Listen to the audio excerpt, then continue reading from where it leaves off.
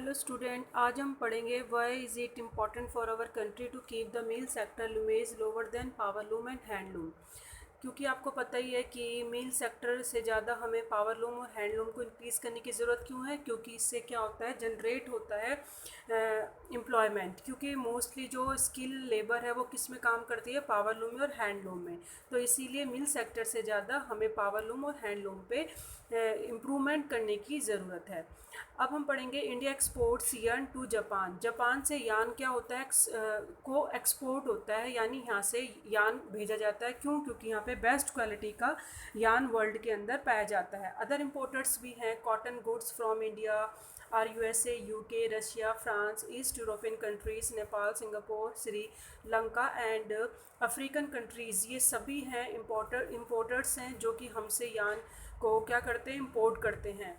और क्यों करते हैं? We have a large share in the world trade of cotton yarn. क्योंकि वर्ल्ड के अंदर 25% अगर हम माने तो हमारा जो शेयर है कॉटन का वो हम प्रोड्यूस करते हैं और वो एक बहुत बड़ा पार्ट है। Our spinning mills are competitive at the global level. हमारी जो मिल्स हैं ना, जो फैक्ट्रीज़ हैं, स्पिनिंग मिल्स हैं जहाँ पावर लूम लगे हुए, वो तो कंपटीशन फेस कर सकती हैं ग्लोबल लेवल पे, यानी कंट्री टू कंट्री वर्ल्ड के अंदर कंपटीशन फेस कर लेंगी। And capable of using all the fibre भी प्रोड्यूस, और सभी तरीके के फाइबर्स भी प्रोड्यूस कर सकती हैं।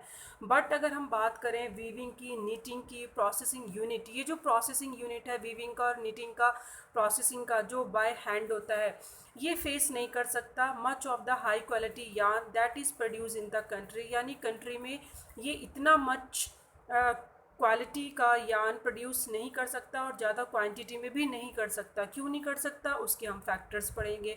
There are some large and modern factories in this segment. बहुत सारी फैक्ट्रीज़ हैं जो मॉडर्न फैक्ट्रीज़ भी हैं और छोटे और बड़े लेवल की फैक्ट्रीज़ है जो इसमें काम करती हैं। बट फिर भी हम कह सकते हैं कि जो हैंड लूम होते हैं, जो हैंड वीविंग होती है, मतलब उससे हम इतना हाई क्वालिटी का यार्न प्रोड्यूस नहीं कर पाते हैं। क्यों? उसके रीज़न्स हम डिस्कस करेंगे, जिससे कि हमें इसका जो मेजर प्रॉब्लम है वो पता चलेगा कि ऐसे क्या मेजर प्रॉब्लम है जिसको भी जो हम प्रोड्यूस नहीं कर पाते हैं।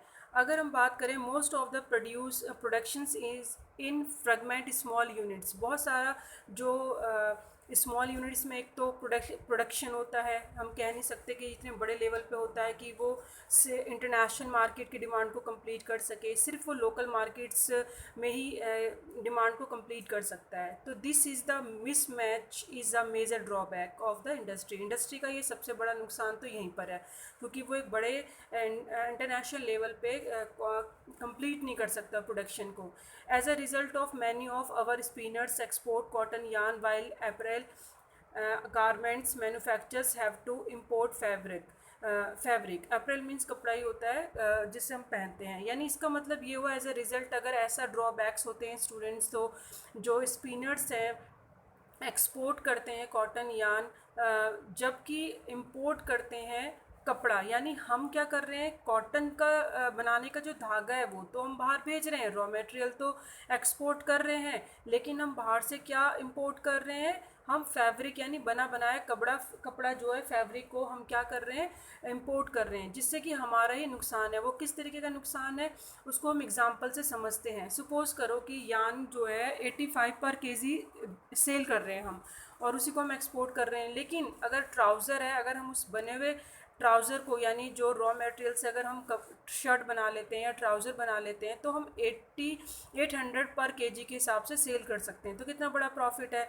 लेकिन इस स्टेज में जो फाइबर्स टू यार्न, यानी यार्न जो फाइबर है और फाइबर से यार्न और यार्न से जो फैब्रिक है एंड टू गारमेंट बनता है, ये जो पूरी स्टेजेस हैं एक वैल्यूएबल ऐड करती हैं। उसके लिए हमें बहुत सारी ऐसी प्रॉब्लम है जो फेस करनी पड़ती है, उसको इम्प्रूव करना पड़ेगा।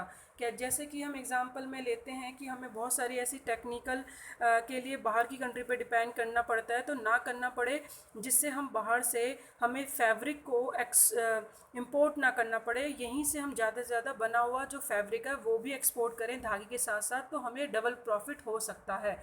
अब यहाँ बोला इम्प्रूव करने की ज़रूरत क्यों है वीविंग सेक्टर को। इंस्टेड ऑफ एक्सपोर्टिंग यार्न, हम एक्सपोर्ट तो कर रहे हैं यार्न, लेकिन इसकी जगह हमें वीविंग सेक्टर को भी इम्प्रूव करने की ज़रूरत क्यों है, क्योंकि weaving sector by hand work करता है, तो उसको तो हमें इम्प्रूव करना पड़ेगा ना। क्योंकि अगर ज़्यादा प्रॉफिट कमाना है, कम प्रॉफिट कमाना है, तो ठीक है वही चल रहा है जैसे चलते रहेगा भाई, हाँ ठीक है हम रॉ मटेरियल को एक्सपोर्ट करेंगे। लेकिन अगर हम थोड़ा सा इम्प्रूव कर लेते हैं तो वो हमारे लिए जनरेट करेगा, इकोनॉमी को डेवलप करेगा और एम्प्लॉयमेंट जनरेट करेगा, प्रोडक्शंस इंक्रीज़ होगा। तो ये एक बहुत अच्छा डेवलपमेंट हो सकता है। लेकिन इसको प्रॉब्लम कौन कौन सी आती हैं जो फेस कर रहे हैं। प्रॉब्लम आती है स्टूडेंट जैसे कि although we have made significant increase in the productions of good quality long staple cotton, अभी भी वैसे हम कोशिश कर रहे हैं कि गुड क्वालिटी का प्रोडक्शन इंक्रीज हो सके। We need to import is still felt, जो कि जैसे कि अभी तक हम महसूस कर रहे हैं कि हाँ करना चाहिए।